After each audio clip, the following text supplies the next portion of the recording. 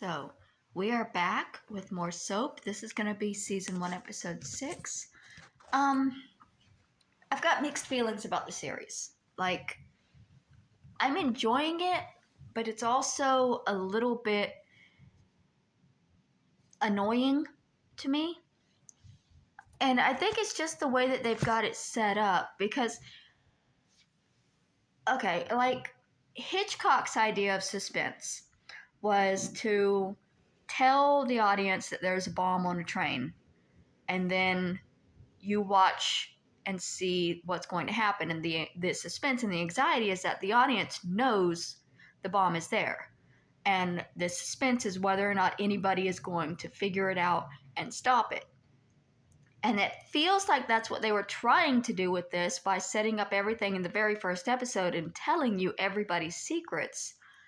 But it's not working as suspense because we do know everything. And it's just seemingly frustrating to see everybody else not know what's going on when it should be obvious what's going on. Like with Jessica and Corinne, is that it? Sleeping with Peter. Like, I don't understand why either of them are still with him when they both know that he's not really a tennis instructor. And they're both now aware that he's a part of their family. Why are they still continuing the relationship, and why is it still secret? It doesn't make sense. And maybe that's just, I don't know, maybe that's just because I've seen too much TV and these kind of plot holes have been done better in more recent years.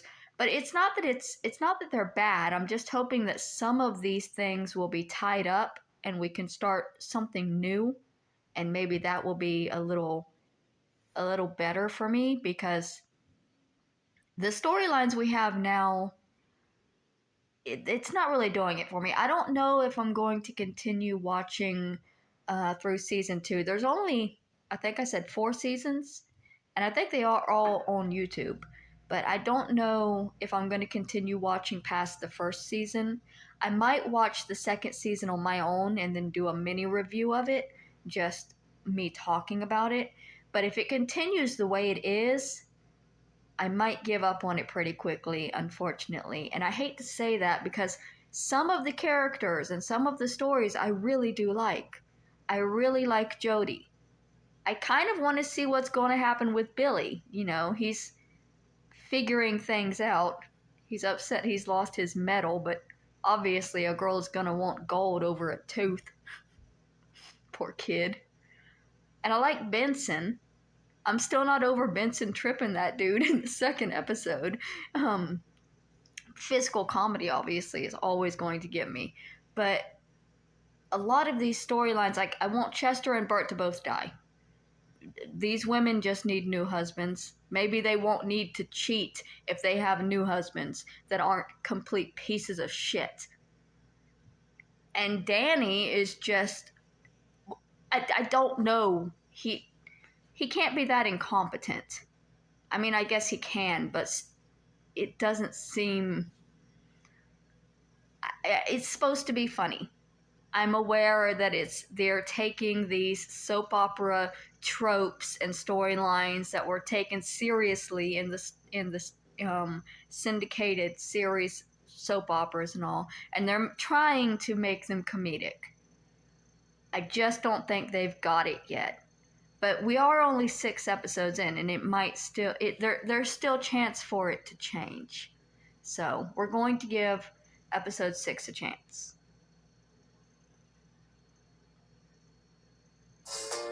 This is the story of 2 sisters, Jessica Tate and Mary Campbell.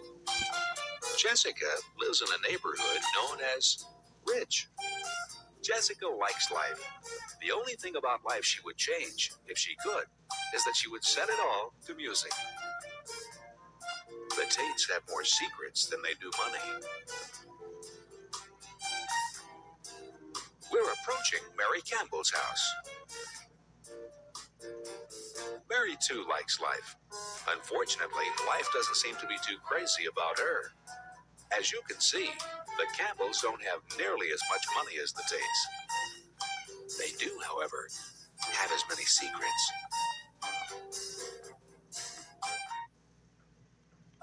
In last week's episode of Soap, Danny once again tried to kill Bert, but couldn't. Corinne tried to talk Father Timothy Flotsky into leaving the church and going with her, but couldn't. Unable to have the only man she ever wanted, Corinne decided to go ahead and move in with Peter.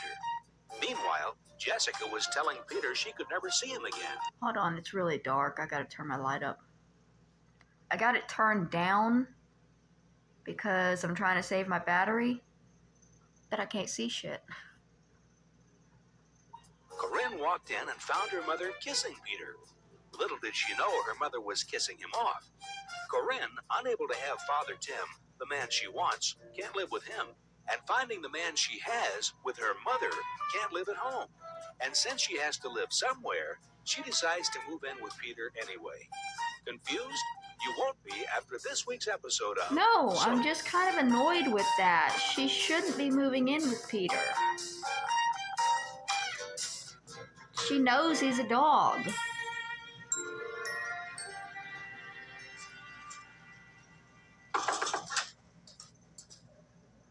All right, Billy, enough is enough. 2 days locked up in your room because Molly broke up with you is plenty. But I can't go back. I can't face the kids. What do you plan to do with your life? I don't know. Join the circus and become a clown. No, because of some little girl? She's not some little girl. We're going steady. And she left me for a junior. Well, why don't you fight for her? Win her back. Dad, come on. I can't compete. He's 6'1" and drives a convertible. I'm a midget with a Schwinn. Well, what is she, the only girl in the world? Billy, do you know how many girls there are out there? They're all over the place. Thousands. Millions of them. Beautiful. I only care about whether or not she gave back the medal, because that was important to him. Wonderful. Glorious. Beloved. Lots of girls. Yeah, but I want Molly. That's only because you can't have Molly. Billy, let me tell you a story. During the war, this guy, Herbie, and I became friends. Well, Herbie fell in love with a wonderful Italian girl, Carla. Thinking of Carla was what got him through the war. Well, Carla died, and Herbie nearly fell apart. He stayed in, drank. I've never seen anyone so miserable. And then one day, Herbie came to me and he said, Chet, life must go on. And Herbie went on. A few years later, he fell in love with another woman, married her, and they went to Jamaica on their honeymoon, and she ran off with a steel band. But Herbie went on. He married again, and this time at the wedding reception. His bride left him for the caterer. But still, Herbie went on. Herbie needs to stop. His next wife ran off with his partner who ran off with his business. But still, Herbie went on. Because you see, Billy, Herbie he was knew that there's stupid. a whole world out there. He knew that somewhere around some corner he would find happiness. Wow. I feel like a jerk. I mean, look at Herbie, a lifetime of disasters. I had a week with a 13-year-old shrimp who lisps. Now I'm going to throw my life away? Thanks, Dad. Good boy. I'll see you at breakfast. Hey, Dad. Where's Herbie now? Oh, he's Dead. in a mental institution. Dead would be better. What? Yes, he just sits in the corner, talks in numbers, and makes lovely baskets. I thought he always goes on. Oh, Billy, please, there's just so much going on that a man can do.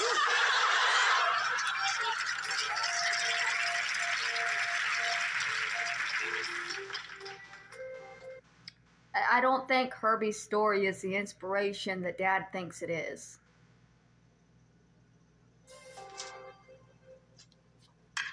Are you going to tell Mrs. Tate that Corinne is moving in with Peter? Because if you are, That's two places I won't have to set no more. No, Benson, only one place. Corinne's. Two. Because when Mr. Tate finds out, it's going to kill him. Good morning. Morning. Good morning, Chester.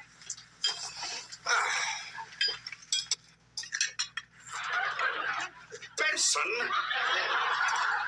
I asked for a 3-minute egg. That is a 3-minute egg. This egg is raw. Well, what you expect when you ask for an egg in 3 minutes? I got to get it out of the refrigerator, get it onto a plate, get it all the way in here. You want it cooked, and you got to give me 10 minutes.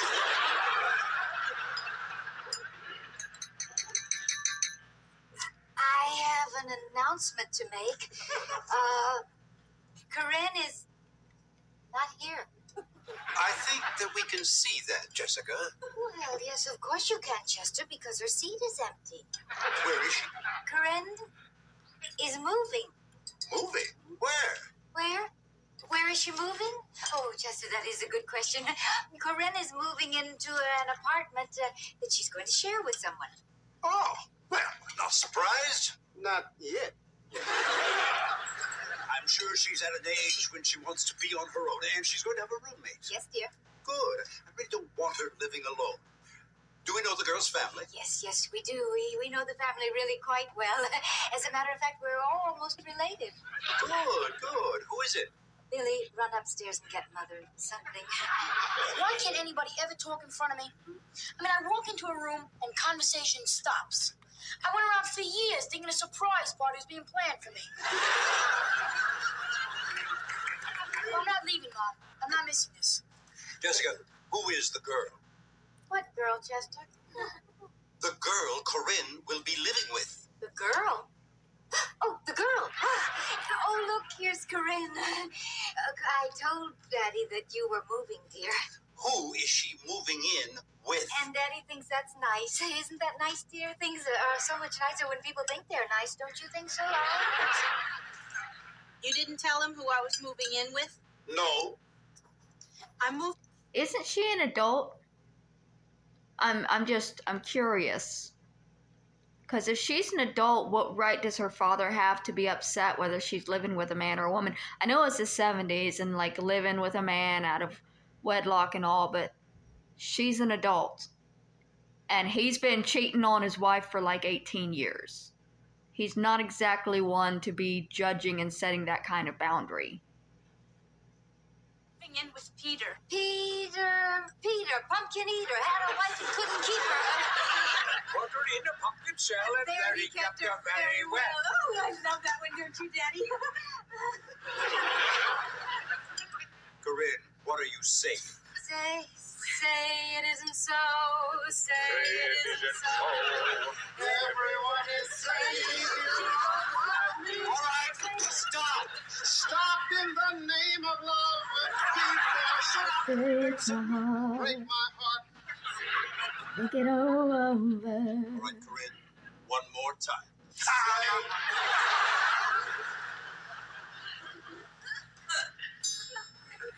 I said I'm moving in with Peter. Peter. Who's Peter? Peter Campbell, the tennis pro. That's it? That's the big thing? I thought it'd be something good. I'm sorry, Daddy. It's about the reaction I've got. Goodbye. Goodbye, Major. All right. Goodbye, Benson. Corinne, if you need anything, you call me, okay? But don't bring your laundry around here, because I ain't going to do it. That's it? You're just going to sit there while our daughter throws her life away? Chester, I don't know what else to do. Get her back. How? Well, you'd better think of something, Jessica, because my blood pressure's already redlined it. All I have to do is stand up, and I will have a cerebral hemorrhage on the spot. Simon says, stand up.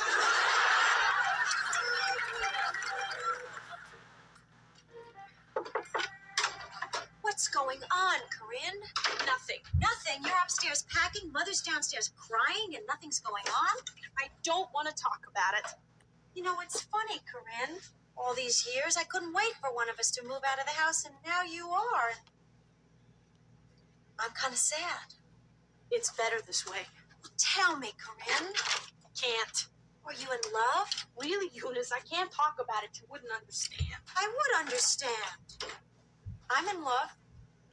You're in love? But you never go out.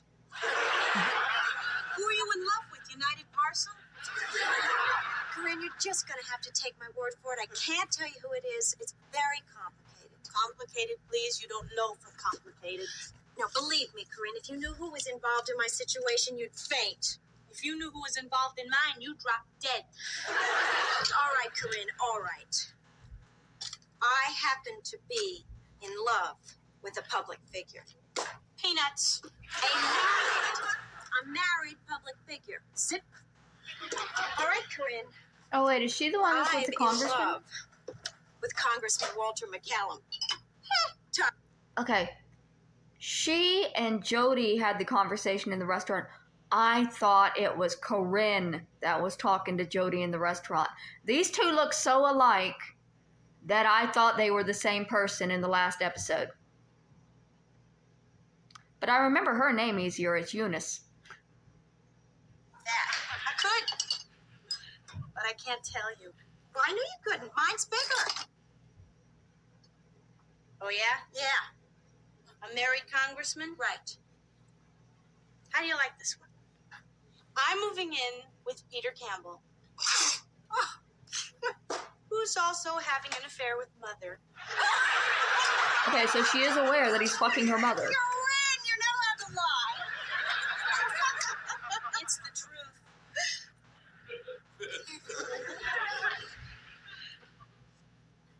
Mother? Our mother. The mother downstairs? Jessica? The redhead? That's the one. How do you think you were made, dear? You win. I can't believe it. I mean, it took me 20 years to believe she did it with Daddy. Oh, isn't this nice? Oh, I just... Right, so if Eunice is at least 20, Corinne's got to be an adult. love this. All the Tate women are gathered here together. Well, you two probably have a lot to talk about. Yes. No. You two probably have a lot not to talk about, in which case I'll still leave.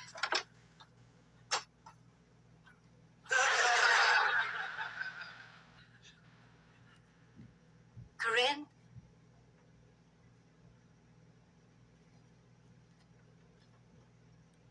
You know, Corinne, in life, people make mistakes. Little mistakes and big mistakes. And I made a big mistake. Actually, I made a huge mistake, and I am sorry. You have no idea how terribly sorry I am. But you see, I thought if I told you what a mistake I had made and how sorry I was, that it would make everything all right. But, now that I'm hearing it, I realize that it's just not enough. I guess it probably won't be enough for a long time to come. I still want to say it. I am sorry. I'm a mother, and I know you think I should have known better. But Corinne, knowing better doesn't always work out.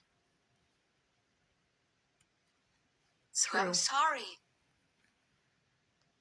I guess I'm sorry about a lot of things in my life.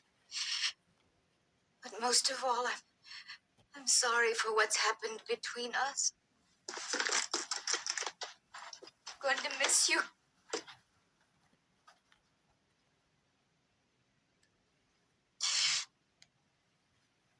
Goodbye, Corinne.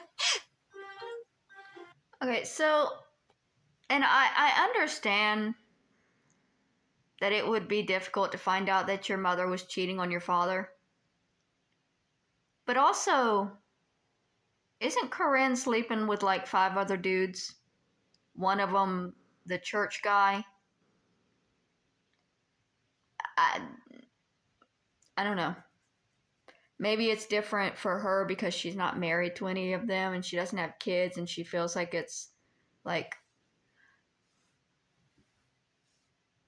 an attack against her that her mother is not who she thought she was and is sleeping with other men. But it seems extremely judgmental from what we've seen Corinne coming from. But that's also the way this family seems to operate, is to sin and judge.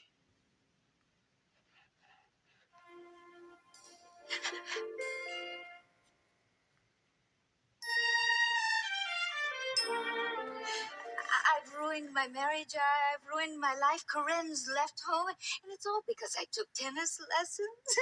Okay, Jess.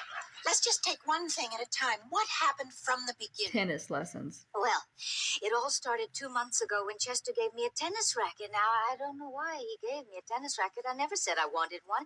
I may have mentioned I wanted a Cuisinart, but I never once mentioned that I wanted a tennis racket. But, oh, Mary, have you got a Cuisinart? They are wonderful. You can just throw your knives away. You'll never have to chop food again. What happened, Oh, Jess? well, when I first got mine, all the food turned to mush. But when Jessica, What? happened?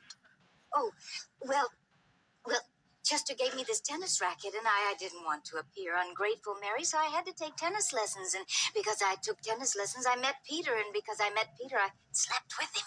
Because I slept with him, now Chester's probably going to find out, and when Chester finds out, my entire life is going to be ruined, and it's all because Chester gave me a tennis racket. This is actually Chester's fault. The Simpsons did this storyline better. In season 1, Homer buys a bowling ball for Marge for her birthday because he really wants the bowling ball for himself. But she decides to defy him and learn how to bowl and has a bit of an affair with the bowling instructor. Somehow, that one 30-minute episode did this same storyline better than these 6 episodes of this series has. Because with The Simpsons, I felt the gravity of Marge cheating on Homer with the bowling instructor. With the Tates, I feel no gravity with Jessica cheating on her husband because her husband is also cheating and we're aware of this. So it's I think it would have been different if they had not set up who everybody was so cleanly in the very first episode and allowed us to try to put in our heads who we thought they were and then be shocked by the subversion of that a couple of episodes later. Why is there an alarm going off? Last night there was a big boom and their lights flashed. I thought a meth lab had exploded or something. I still have no idea what happened. Mary, have I got news? I just got this cable at work. My son Chuck is coming here from Hawaii. Bert, this is signed Chuck and Bob. Who's Bob? It's nobody. Well, he's obviously somebody, Bert, because he's coming and he doesn't eat meat. Who doesn't eat meat? Bob. Who's Bob? I don't know. Son's Somebody was husband? coming with Chuck. Who's Chuck? Bert's son. Who's Bob? I don't even know who Chuck is. Who's Bob? It's a dummy. Bert, I didn't ask you for his Dummy? IQ. I asked you who he A dummy. Well, your son Peter's no genius either. Where's Peter? He's a dummy. But he's sweet, Bert. No, Bob. Bob's a dummy. You know, a little wooden doll. A wooden doll. Let me get this straight. Your son Chuck is coming here from Hawaii with Bob, his little wooden doll. Right. And you thought I had problems? Come on. I got him Bob when he was a little kid. Bob. Bob. Well, yeah, see, we don't refer to him as a dummy because it kind of upsets Chuck. Not to mention driving Bob completely crazy. No, now, he's had Bob all his life. He took him everywhere. Took him to school, to camp, into the army. He took a doll into the army? At least he could get into the army. Special Services Vietnam. They entertain the troops. I'm sure they did. Hey, he won a medal. Ooh, Chuck or Bob? Chuck. Mary, I have to go now. I have to go and see what new disasters befallen me. Well, goodbye, Bert. I am so happy that 2 more of your sons are coming. One son, the other's a dummy. Well, smart or dumb, they're your children. You love them. That's right. Te gloriosos los oruchos, te profetaron odobilis numerus, te materum candidatus laudae exercitus. Tim, Te deum laudamus, te dominum profitemo, te eterni patribus te I had to come, Tim. I had to see you one last time. I moved in with that man I told you about. Sanctus, Dominus Deus Sabaoth, Plenius Julia. But I He had is to with see the you Lord once right more now. and tell you how I feel. I love you, Tim. I know it's crazy to want you. I mean, people would say, why him? Why Tim? He's not that terrific looking. Te deum laudamus, te confiteor. I mean, you're cute, Tim, but face it, you're no Al Pacino. And who knows what your body is like under that outfit. Look at you, you go around wearing a little black dress. I still want you. Tim, please, I'll leave him. Come with. Sorry, does Corinne care about anything except what Corinne wants? This man is trying so fucking hard to maintain his religion, and she is just unrelenting. Like, at what point is she going to understand that what he wants is more important than what she wants? Because it's his life. And he is clearly very devoted to the church. Now, I'm not religious anymore, but if you're not hurting anybody, I don't think it's a problem to be religious. I do think it's a problem if you're actively trying to step and to hinder somebody else's religion just because it's not something that you personally ascribe to. Everybody has the right to believe what they want. She seems to think that if a man is not falling over her, she's done something wrong. She's failed. She's got like 5 men on the hook right now, and she's only caring right now about the one who is trying desperately to get away from her because his religion is telling him that she's a sinner, which she is. She's with so many different dudes, and she's not caring about any of their feelings. I don't like Corinne. I don't like most of these characters.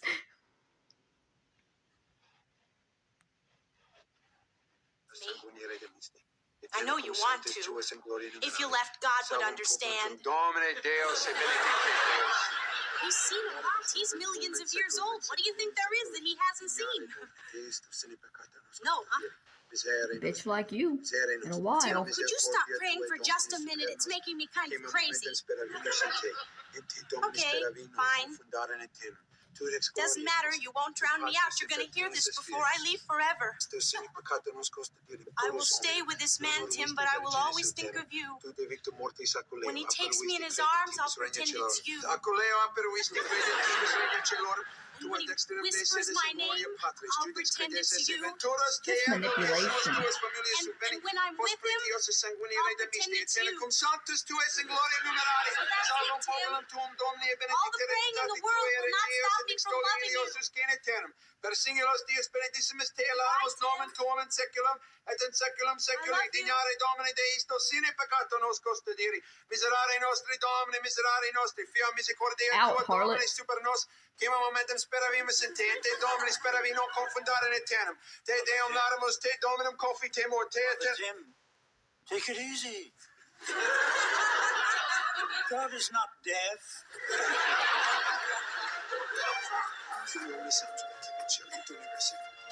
It worked. His prayer banished her. Now, Father? Away, Daddy. Away here. Now, Father? Here I am, Danny. Danny, I'm in the middle of a catastrophe. This is my only healthy tomato plant. Look, here it was. It should be upside down. You know what this is, eh? Tomato bugs. These bugs live for only one thing in life, destroying tomato plants. Nice work, eh? What I want to know is this. In the middle of the largest city in the world where there is no agriculture to speak of, on the roof of a 20-story building, how do you know there's tomatoes live? I don't know. Hey, maybe there was a couple of bugs on a farm somewhere in the Midwest, and one bug said to the other bug, hey, let's go see what's doing in Manhattan, huh?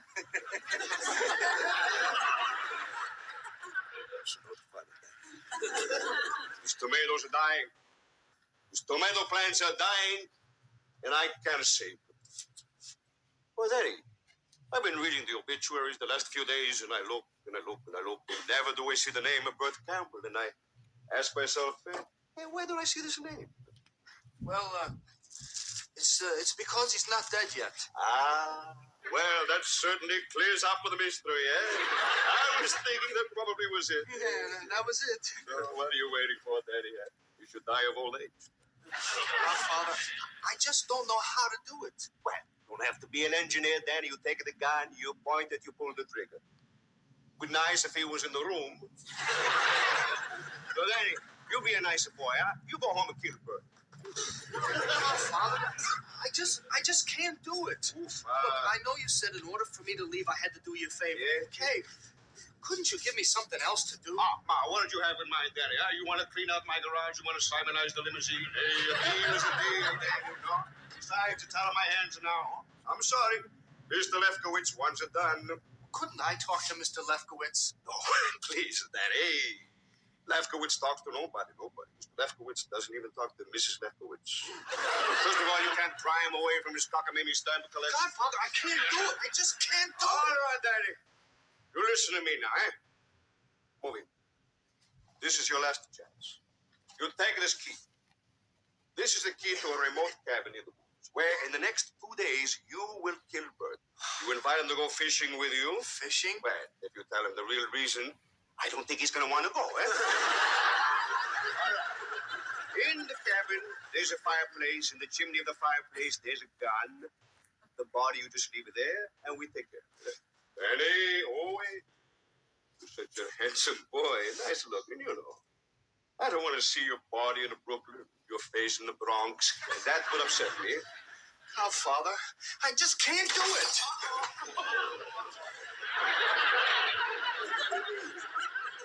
You just destroyed my only healthy tomato plant. And you seriously injured my doorman. I think you can kill a bird. Poor doorman. Will Corinne find happiness with Peter? Will Jessica find happiness without Peter? Will Corinne find happiness without Father Tim? Will Father Tim find happiness? Or will Corinne drive him crazy? Will Danny invite Bert to the woods to kill him? Will Bert's other son, Chuck, and his little wooden doll, Bob, arrive from Hawaii? And if they do, will Bert live to see them? These questions and many others will be answered on next week's episode of... Okay, so predictions for the next episode. Hopefully I'm going to like the new characters and we're going to get some new story arcs. I might understand somebody with a bob since I have a friend. I'm really hoping Bert gets killed. Just end that already. Fucking end it with Bert. End it with Chester. Get these women some new husbands that don't suck. Although I know that would cause a whole lot of problems for the kids in the family because Corinne and Eunice are already going to be struggling now with finding out that their mother is cheating on their father. Which, for some reason, it kind of did fly over my head that this was a woman cheating on her husband and the father of her children. When he's also cheating, it minimizes it so much that until the conversation with Jessica and Corinne, I was like, oh yeah, it's her father that she's cheating on. That's probably a big deal.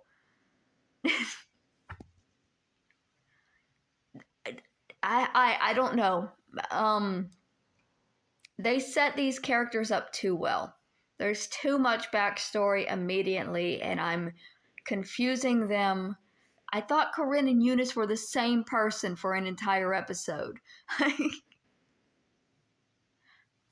I don't know what's up with this show. I don't know how long I'm going to keep going with it, but I am going to continue with it. We're going to get into episode 7 next.